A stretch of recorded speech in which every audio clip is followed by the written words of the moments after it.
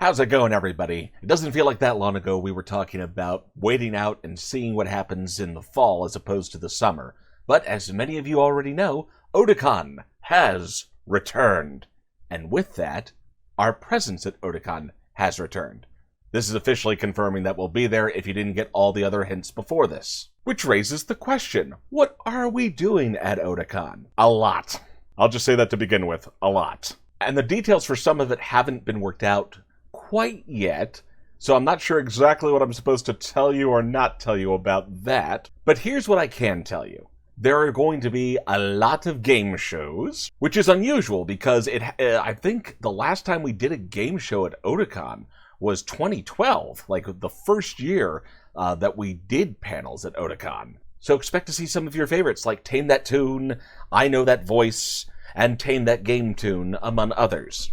But on to the moment you've all been waiting for, because I know some of you out there constantly ask about this whenever Otakon comes up.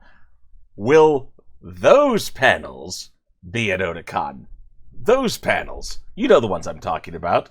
Those of you who are new don't, though. So I can now confirm 2 other panels will be part of the Otakon lineup, though their scheduling has not yet been determined. Boku no Panorama 4, You Only Watch Once, out of its alpha version at ColossalCon, will be at Otakon. The continuing series celebrating all the fun Arrow material that is out there, so for adults only. Make sure you bring your IDs with you to get your wristband. And I would like to say that it's going to be just as special as all the other times that we've done a version of Boku no Panorama.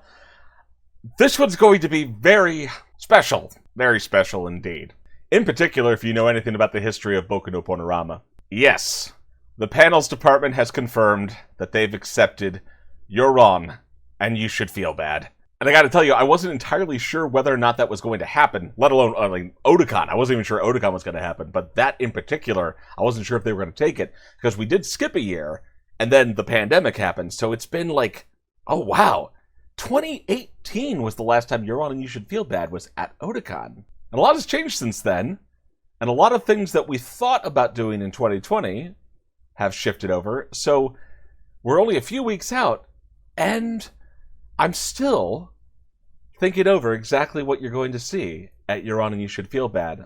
I gotta admit, I'm a little excited to see what I come up with to show you as we return to something within the realm of normal for the fandom community. A lot of you should already know that masks are mandated at Otakon, at least for attendees in the general spaces, and it's very important.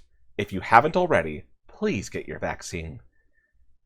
Masks are a really great way to mitigate all sorts of things in this context, but vaccines really are going to be what hits it home and finally makes it so. And if everyone does what they need to do with that, I'm very hopeful that Otakon will be the last large convention that feels the need to mandate masks.